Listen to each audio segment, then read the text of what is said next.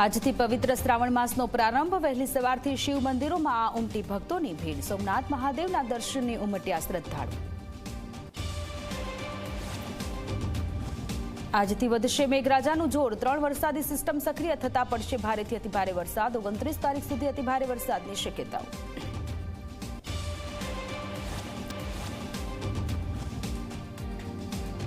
રાજકોટવાસીઓને હવે હેલ્મેટ ફરજિયાત પહેરવું પડશે. 8 સપ્ટેમ્બરથી હેલ્મેટ ફરજિયાત પહેરવાનું પોલીસે બહાર પાડ્યું જાહેરનામું. ટુ વ્હીલર ચાલક અને પાછળ બેઠેલા વ્યક્તિને હેલ્મેટ પહેરવું પડશે.